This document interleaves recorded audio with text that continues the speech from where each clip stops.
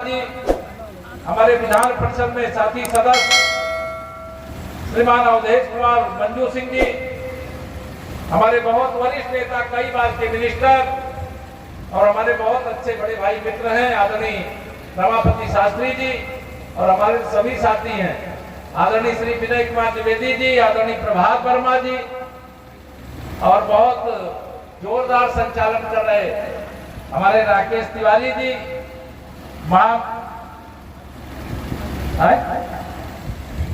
अच्छा प्रेम नारायण जी, हमारे प्रेम नारायण जी जो ज्यादा हमारे निकट रहते हैं, वो हमारे दिल में रहते हैं। प्रेम नारायण जी जैसा जो सबसे ज्यादा वोटों से जीते हैं और यह सबसे ज्यादा वोटों से लोकसभा की जीतने का रिकॉर्ड बनवाने में ये सारे हमारे पांचों विधायक अपनी भूमिका निर्वाह करेंगे, यही आह्वान करते हुए आशीष त्रिपाठी जी, निखिल सिन्हा जी, अभिलाष जायसवाल जी, हमारे सुबल देव समाज भारतीय समाज पार्टी के जो अध्यक्ष श्री पप्पू राजभर जी, और यहाँ बहुत सारे हमारे मंडल अध्यक्ष, मंडल प्रभारी, अन्य कार्यकर्ता, जो सोशल मीडिया के सभी साथी पत्रकार मित्रों, मेरी बड़ी संख्या में आधी आबादी मातृशक्ति बैठी है, हमारे नौजवान साथी बैठे, हमारे बड़े बुजुर्ग बैठे।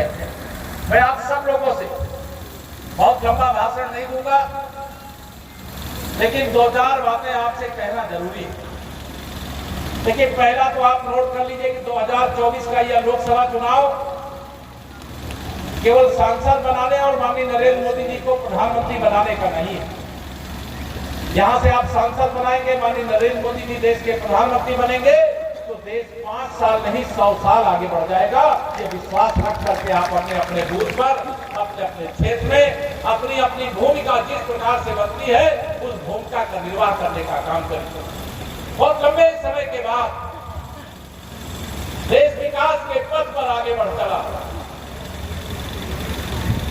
गरीबी मिटाओ का नारा तो हमने बहुत सुना होगा, लेकिन गरीबी मिटी नहीं, गरीब बढ़े थे।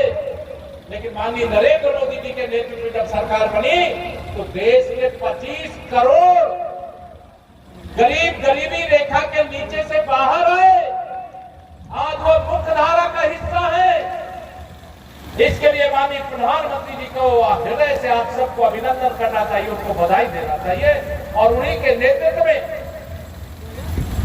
हम 11वें नंबर की अर्थव्यवस्था थे, 5वें नंबर की अर्थव्यवस्था बन चुके हैं।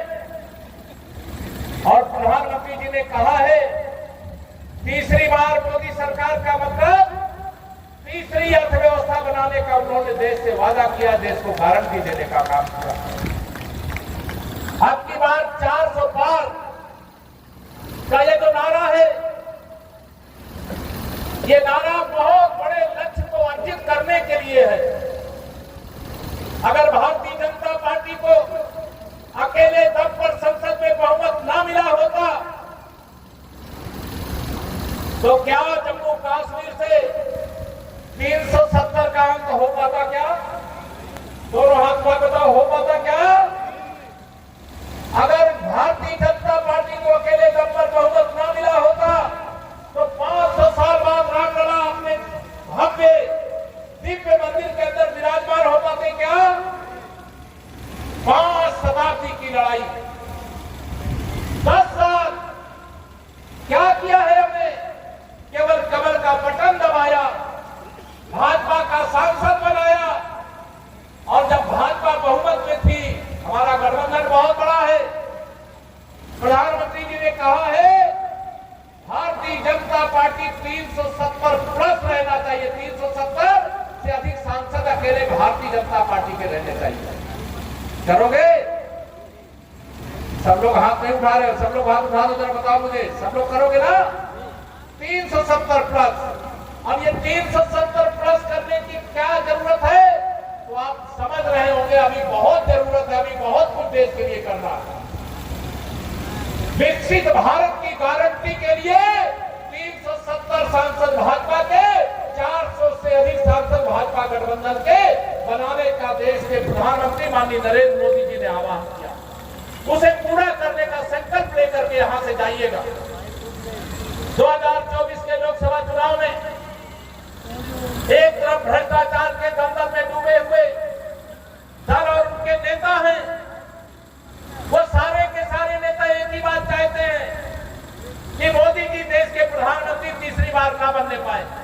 यह सारे विरोधी नेता मोदी जी को तीसरी बार प्रधानमंत्री बनने से रोक सकते हैं क्या? दोनों हाथ उठाकर रोक सकते हैं क्या? नहीं रोक सकते, क्योंकि उनके साथ जनता नहीं है। वो जनता का विश्वास खो चुके हैं, जनता का भरोसा खो चुके हैं। आप में से कई वरिष्ठ कार्यकर्ता होंगे जो वरिष्ठ नहीं है, सीनियर नहीं है, जिन्होंने वह दिन नहीं देखा होगा।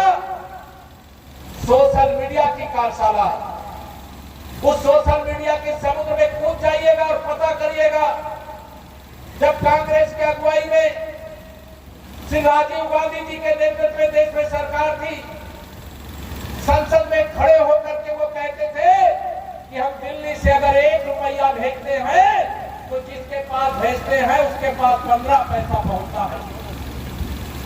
ये राजीव गांधी जी का संसद में दिया हुआ भाषण था। संसद में दिया हुआ भाषण का आवाज आ रही है। संसद में दिया हुआ भाषण कि दिल्ली से 1 रुपया कांग्रेस वाले भेजते थे, सपा बसपा के समर्थन से सरकार बनाने वाले भेजते थे, तो केवल 1 रुपया में से 15 पैसा पहुंचता था।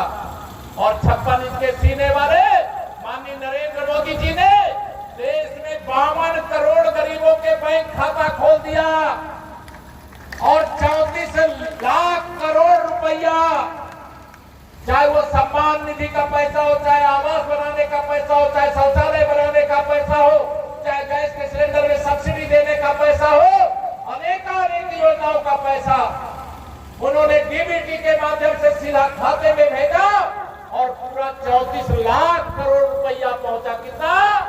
34 लाख करोड़। अगर ये विरोधी दल के लोगों की सरकार होती तो आप सबके खाते में आता 5 लाख करोड़ रुपया और ये बेईमान खा जाते 29 लाख करोड़ रुपया। आप बताइए, जो 100 रुपया में से 85 रुपया कमीशन खाए, ऐसी सरकार क्या इस देश को चाहिए? क्या चाहिए? क्या जो 100 रुपया में से 100 रुपया जिस काम के लिए भेजा जाए उस काम में खर्च हो, वह नरेंद्र मोदी जी के नेतृत्व वाली सरकार चाहिए। जो आप चमकती दमकती सड़कों की बात कर रहे हैं, सेतुओं की बात कर रहे हैं, गरीबों को आवास की बात कर रहे हैं, प्रधानमंत्री गरीब कल्याण अन्न योजना के राशन की बात कर रहे हैं, प्रधानमंत्री उज्ज्वला योजना से गैस के कनेक्शन की बात कर रहे हैं, गरीबों के घर में शौचालय की बात कर रहे हैं। ऐसी अनेक योजनाओं का लाभ आज इसलिए दिया जा सकता है क्योंकि हमने भ्रष्टाचार को रोकने का काम किया है। हमारी सरकार ने भ्रष्टाचार को रोकने का काम किया है। माननीय प्रधानमंत्री नरेंद्र मोदी जी ने भ्रष्टाचार मुक्त भारत बनाने का संकल्प लेकर के आगे बढ़ने का फैसला किया है। और उन्होंने कहा है, अभी 10 साल तो ट्रेलर है, असली पिक्चर तो 4 जून 2024 के बाद देश के उन भ्रष्टाचारियों को देखना बाकी है जिन्होंने 100 रुपया में से 85 रुपया कमीशन खाया है। मोदी जी ने कहा है कि हम भ्रष्टाचार मुक्त भारत बनाने के लिए, अभी तो भ्रष्टाचार करने वालों के आज छापे पड़ते तो चिल्लाते हैं, अरे छापे क्यों डाल रहे? अगर बताइए पूरा कमरा कमरा भर करके नोट की गड्डियां निकल रही हैं तो छापा डालना चाहिए कि नहीं डालना चाहिए? बोलो, हाथ उठा करके छापा डालना चाहिए कि नहीं डालना चाहिए? अब ये छापा डालते तो मोदी जी से नाराज हो जाते हैं। देश खुश है, भ्रष्ट नेता नाराज है। उनको यह ध्यान में रहना चाहिए 4 जून 400 पार फिर एक बार प्रचंड बहुमत की मोदी सरकार बनने के बाद फिर भ्रष्टाचारियों का पूरा हिसाब किताब होगा। हमारे प्रधानमंत्री जी कहते हैं, न खाऊंगा न खाने दूंगा, और जिसने भी खाया है पाई पाई वसूल करके देश की भलाई में, गरीब की भलाई में लगा दूंगा। या संकल्प लेकर के वह काम कर रहे हैं। इससे ये विरोधी बौखलाए और घबराए हैं। वो केवल इतना चाहते नरेंद्र मोदी जी जिंदगी भर प्रधानमंत्री बने रहे, देश में भाजपा की सरकार लगातार बनी रहे। ये सारे विरोधी नेता एक तरफ से चिल्लाना शुरू कर सकते हैं। अगर माननीय प्रधानमंत्री नरेंद्र मोदी जी कह दे कि तुमने जो भ्रष्टाचार किया उसका मैं हिसाब नहीं लूंगा, तो ये सब मोदी चालीसा पढ़ने लगेंगे। आप ध्यान रखना, मोदी चालीसा पढ़ने लगेंगे। लेकिन भ्रष्टाचारियों को मोदी जी माफ करने वाले नहीं है। अगर आज हमारे देश के अंदर कोई समस्या शेष है तो उसका कारण भ्रष्टाचार है, बेईमानी है, गरीबों का हक लूटने का है। अन्यथा आज हमारे देश में कोई अशिक्षित नहीं रहता, कोई बेरोजगार नहीं रहता, हमारा देश एक पैसे का कर्जदार नहीं रहता। हम तो दुनिया को कर्ज देने की सामर्थ रखने वाले देश के रूप में आगे बढ़ते। मैं आप सब लोगों से यहाँ पर आह्वान करने आया हूँ, 2024 की इस लोकसभा चुनाव को ऐतिहासिक चुनाव समझिएगा। ये एक पीढ़ी के लिए नहीं, अनेक पीढ़ियों के उज्जवल भविष्य का चुनाव है। यह अयोध्या में रामलला का भव्य मंदिर बनाते समय आदरणीय प्रधानमंत्री मोदी जी ने संबोधित करते हुए कहा था, आप में से किसी ने वहां जाकर के सुना होगा, किसी ने टेलीविजन पर सुना होगा, किसी ने अपने मोबाइल फोन पर सुना होगा। उन्होंने कहा है कि हमें 1000 साल के भव्य भारत की नींव डालने का काम करना है और इसी लक्ष्य को लेकर के उन्होंने आपसे 400 प्लस का समर्थन मांगा है। मेरे भाई बहनों, रिकॉर्ड वोटों से कैसे जीतोगे? रिकॉर्ड वोटों से जीतने का उन्होंने एक लक्ष्य दिया है। लक्ष्य क्या है? हर बूथ पर कम से कम जितना पिछली बार वोट मिला था उसमें 370 वोट बढ़ाना है। बढ़ाओगे? जितने लोग बढ़ा सकते हैं 370, जरा हाथ उठा के मुझे बताओ जरा। जो जिस बूथ में है कम से कम 370 वोट उसमें और बढ़ना चाहिए, जितना पिछली बार मिला था उससे ज्यादा। ये माननीय प्रधानमंत्री जी ने कहा है, अगर आप 370 और कमल के फूल वहां डलवाते हो तो हमारे आदरणीय कीर्तिवर्धन जी वहां से रिकॉर्ड वोटों से जीतेंगे। और माननीय नरेंद्र मोदी जी के समर्थन में पूरा देश खड़ा है, पूरा गोंडा खड़ा है, पूरा उत्तर प्रदेश खड़ा है। ये संदेश दुनिया तक जाएगा, पूरे दुनिया के अंदर भारत को बदनाम करने वाले उन विपक्षी नेताओं को जाएगा। वो कांग्रेस के नेता श्री राहुल गांधी जी को भी जाएगा और जो अब कभी मुख्यमंत्री उत्तर प्रदेश समाजवादी श्री अखिलेश यादव जी को भी जाएगा। उनको ये पता चलना चाहिए कि अब साइकिल पंचर हो चुकी है, वो पंचर अब बनने लायक नहीं बचा है। बचा है क्या? साइकिल अब पंचर, जो पंचर हुई है, कई बार जब टायर भर्स्ट हो जाए, ट्यूब एकदम खराब हो जाए तो उसका पंचर नहीं बन सकता, वो टायर चलने के लायक नहीं रह सकता। ये समाजवादी पार्टी है, ये गुंडों, अपराधियों और माफियाओं का संरक्षण करने वाली पार्टी है, ये गरीबों का शोषण करने वाली पार्टी है। जब समाजवादी पार्टी के मुखिया श्री अखिलेश यादव जी उत्तर प्रदेश के मुख्यमंत्री थे, उस समय सफाइयों का नारा खाली प्लाट हमारा था कि नहीं था? बताओ, भूल गए कि याद है? सफाइयों का नारा खाली प्लाट हमारा। और सब जब ये मुख्यमंत्री थे उस समय एक ही कोई गाड़ी अगर रास्ते जा रही हो, दूसरा गाड़ी में क्या रहता था? जिस गाड़ी में सपा का झंडा उस गाड़ी में बैठा गुंडा। पता ही रहता था कि नहीं रहता था? रहता था कि नहीं रहता था? आज कोई गुंडा ही कर सकता है क्या? आज आपकी कोई जमीन मकान दुकान पर कब्जा कर सकता है क्या? आज कानून व्यवस्था चुस्त और दुरुस्त है। समाजवादी पार्टी के गुंडे, माफिया, दंगाई या तो यूपी छोड़ करके भाग गए हैं या तो जेल में भेज दिए गए। याद रखना, उस कांग्रेस पार्टी को और इस समाजवादी पार्टी को जब रामलला का भव्य मंदिर 500 साल बाद बनकर के तैयार हुआ, 22 जनवरी 2024 को प्राण प्रतिष्ठा का निमंत्रण भेजा गया। वह निमंत्रण किसने ठुकराया? श्री राहुल गांधी जी ने ठुकराया और श्री अखिलेश यादव जी ने ठुकराया।